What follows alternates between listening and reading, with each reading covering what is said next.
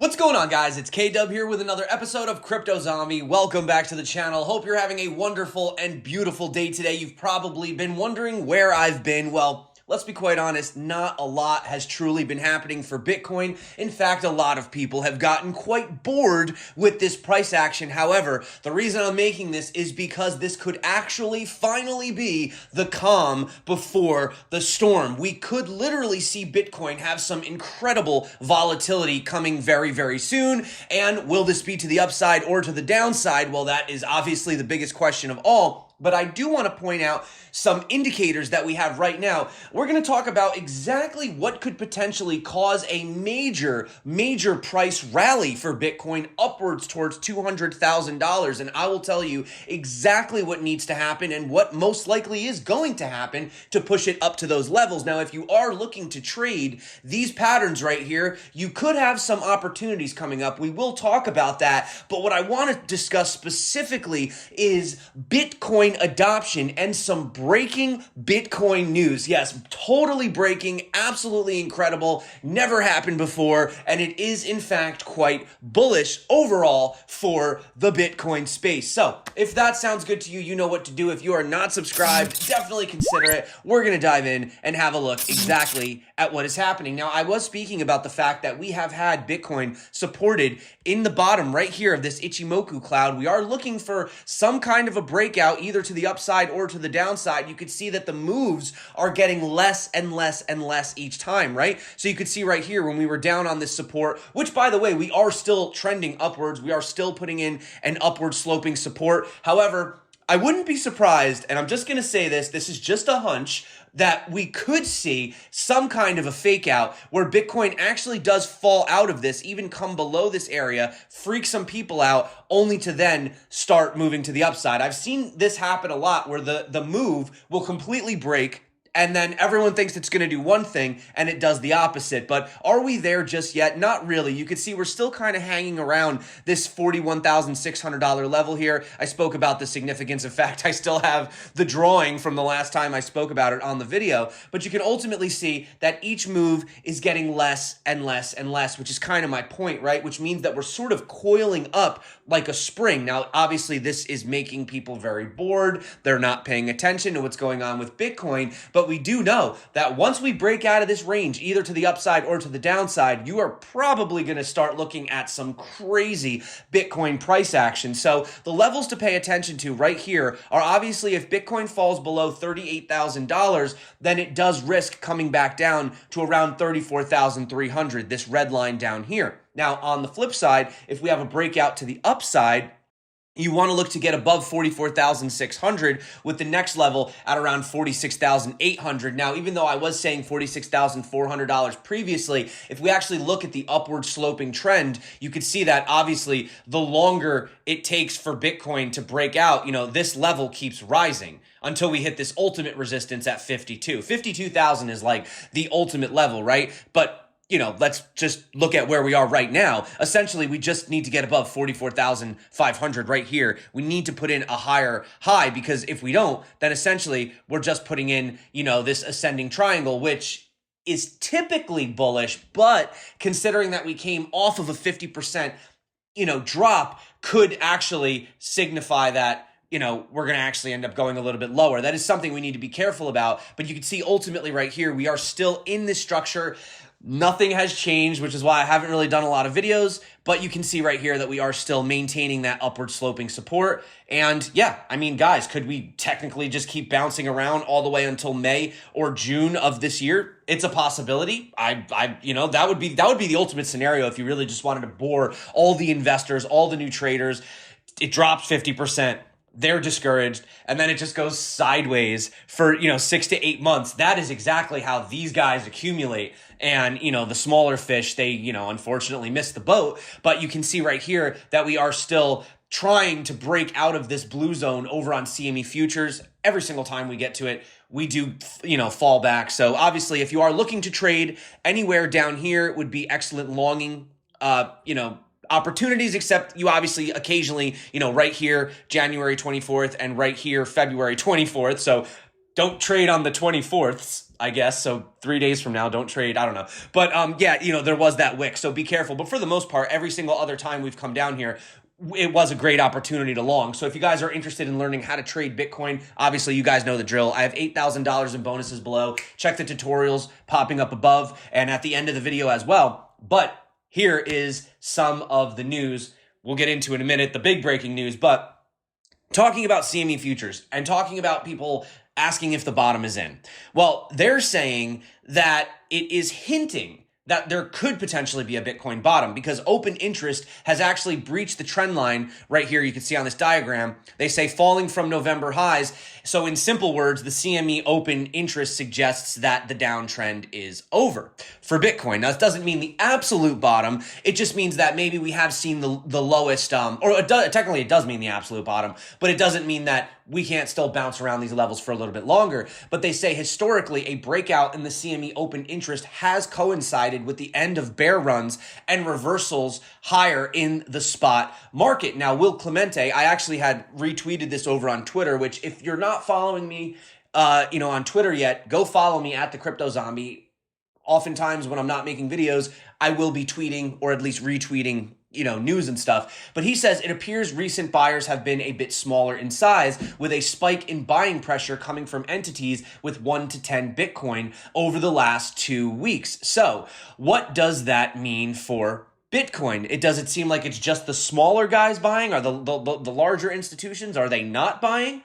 Stick around, guys. You're going to love it. So let's talk about first what we had Greg Beard saying. Now, they refer to him as a superstar energy investor who made a name for himself buying and selling oil and gas companies at Apollo Global Management. Now, he says it's hard to know where Bitcoin's price will be at, let's say by the end of the year. But if you're a fundamental style investor that believes in Bitcoin as a store of value, it should be worth multiples of today's price in 5 years. He says, I would say at least 5x. Beard's prediction puts Bitcoin at around $200,000 by spring of 2027, and he expects crypto interest to snowball as inflation continues to erode the US dollar and other traditional currencies. He says the better Bitcoin does, the more interest it will generate. We'll see a compounding effect. However, he says for Bitcoin's price to take off, it needs to graduate from a strong correlation to things that he calls Cathie Wood's crowd and high-priced high-tech equities markets, right? Bitcoin's price has moved in tandem with technology stocks over the last 2 years as lockdowns and COVID stimulus measures pushed up prices. So he's essentially saying that even though, yes, Bitcoin is a technology, the fact that it really tends to follow the trends of traditional stocks, tech stocks specifically, then it hasn't really fully crossed over into its store of value sort of gold 2.0 narrative. Now, here is what will cause this growth. Now, this is according to Arthur Hayes. He is the CEO over at BitMEX. So he released this blog post entitled Energy Canceled. And he goes on to say that there are currently a lot of socio-political pressures that are mounting on the financial markets. The most prominent of these have obviously been the Russia invasion in Ukraine, which has also led to several sanctions. So this is what he thinks the response of the rest of the world and what's happening could actually happen realistically, and why this would cause Bitcoin to essentially skyrocket. He says to $1 million, which I do believe we're going to $1 million in our lifetime. We have a long time until that happens. But so this is what he says. And what's interesting is it actually has a lot to do with gold first. So Arthur Hayes goes on and says that Bitcoin would follow gold in a phase shift that will come. This phase shift will see demands for assets like gold rise. He further explained that this could very well put the physical asset on the way to $10,000. So he's talking about a $10,000 gold, adding that the market could see stupendous prices for gold that seem unfathomable. Now, moving on to Bitcoin.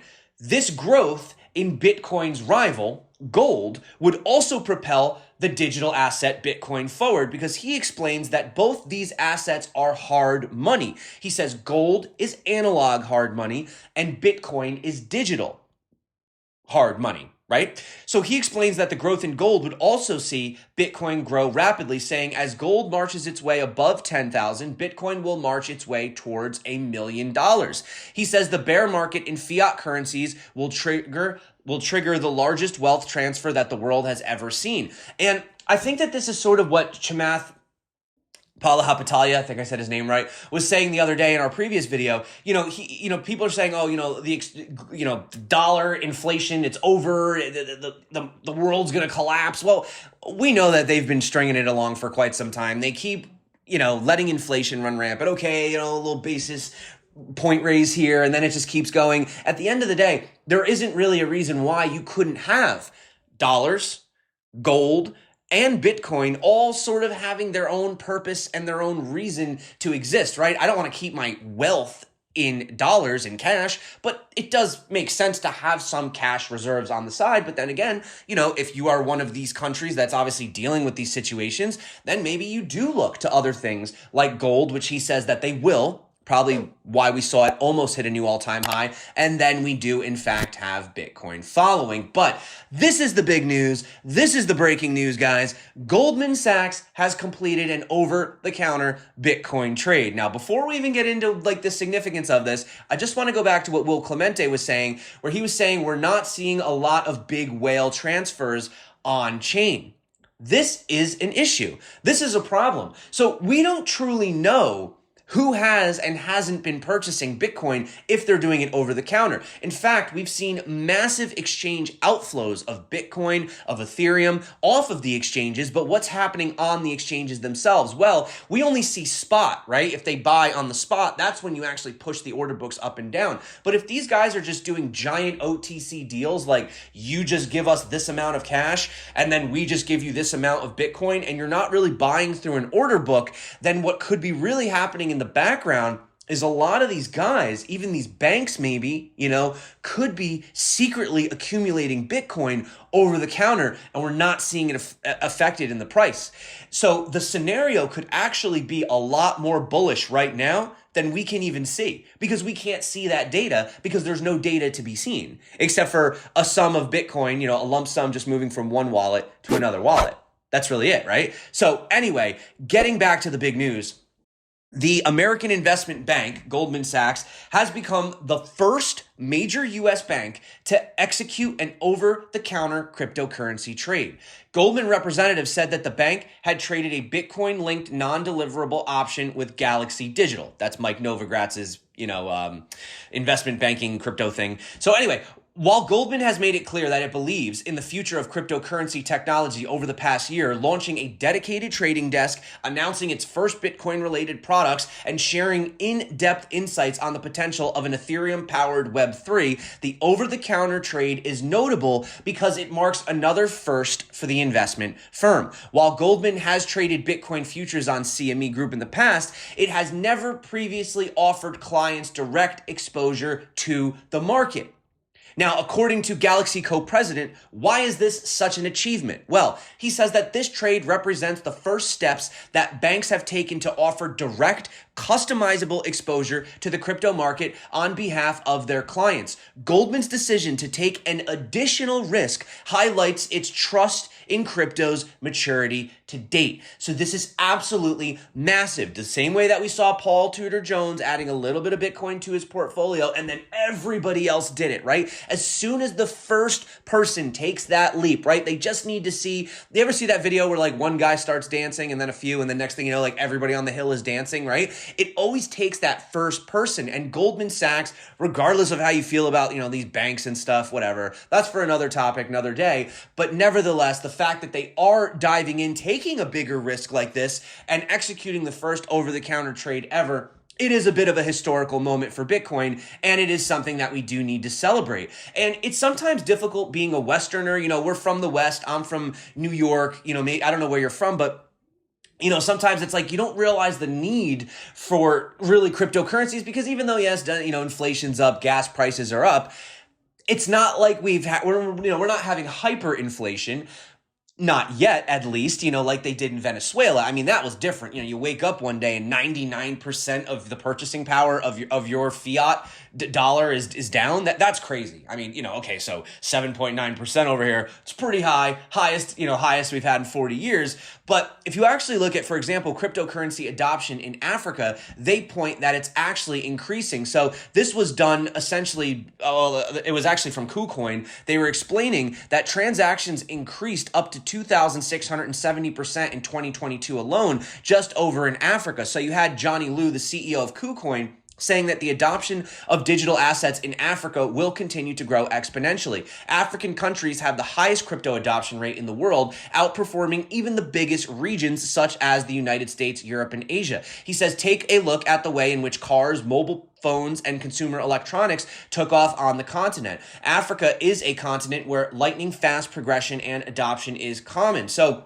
in particular, they mentioned that more than 88.5% of cryptocurrency transactions made by Africans are cross-border transfers. Low fees mean that they pay less than 0.01% of the overall amount of the transaction if they transfer their funds using crypto. So while everyone's over here is just like, I want to 10x my altcoin, I want Bitcoin to go to the moon, I want to be rich.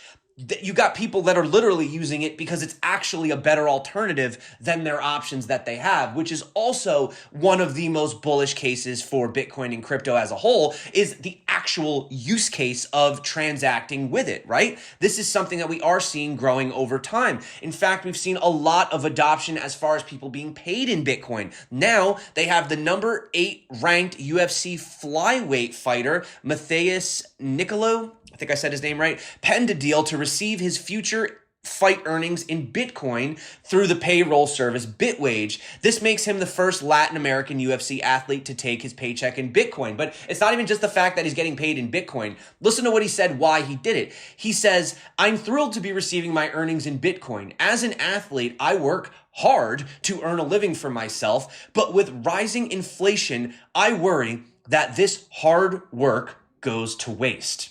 So you are seeing a lot of people realize that the inflation is most likely probably, let's just be real, it's not ever going to get solved. There is no solution to the inflation. It will continue to rise. And for everybody who is into Ethereum, I just wanted to mention what Into the Block had mentioned. They said the largest outflows in 2022 of over 180,000 ETH was withdrawn from centralized exchanges within a single day. Now, this kind of goes back to the over-the-counter stuff. We don't know if they're just withdrawing it and putting it in cold storage, what's going on, or maybe these are some of these over-the-counter deals that we're not seeing happen in the background. I know these are the centralized exchanges, but I just want to just get the brain juices going, right? He says they say last time such a magnitude of Ethereum left exchanges was actually October of 2021, preceding a 15% price increase within 10 days, 190,000 ETH was also deposited into Lido's ETH liquid staking, just in case you guys are wondering. So that being said, guys, that is essentially it for me today. If we just simply have a look at what Bitcoin is doing, we are ultimately consolidating in this pattern right here. Now, you can say that it's an asymmetrical triangle. If we come back up to this level, you could say that it's a ascending triangle. You could say it's a rising wedge, depending, we don't really know how the structure is going to end.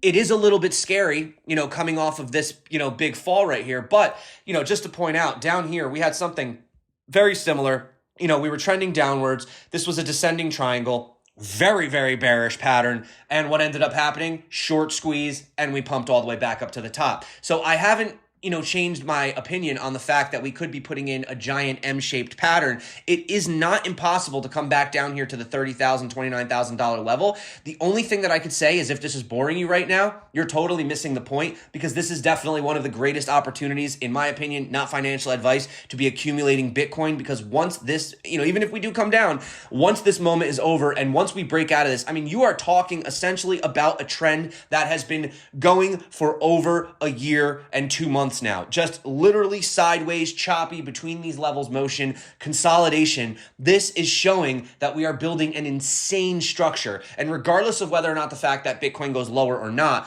once we do, inevitably, whether it is this year or next year, I don't know. I'm not going to make a prediction, although I do think we could see a new all-time high this year. I don't see why we couldn't get back to 70,000 by even summertime. But that being said, this is going to be a historic thing. You're going to look back on this, and once we break out of this, especially, just looking right here, this level right here that we're trapped in, once we get up into this region, I personally don't think we're ever going to see Bitcoin come back down to these levels again. Because, I mean, look at the solid structure that you'll be building here. So that's it for me today, guys. Thank you so much for coming back to the channel. Once again, go follow me over on Twitter. It's at the CryptoZombie. I'm not verified. I've been asking Twitter to verify me for months. I don't know why they won't verify me, but be safe out there. Lots of scammers and all that other stuff. But ultimately, if I don't make videos every single day, there's really nothing happening right now unless there's some news that came out. Today, we had the breaking news from Goldman Sachs. I thought that was worth mentioning. But for the most part, guys, just chill. Dollar cost average. Don't stress it. Bitcoin's going to the moon. It's just coiling up like a giant spring right now, right? You're fueling up. We're fueling up the rocket right now. We're not ready to take off just yet. And that's good, because I want to accumulate some more before we do, and maybe you do as well. So thank you so much for coming back to the channel. My name is K-Dub. This is CryptoZombie, and make sure if you are looking to trade that you watch these tutorials popping up right here, right now. Until next time, stay crypto, and of course, peace out.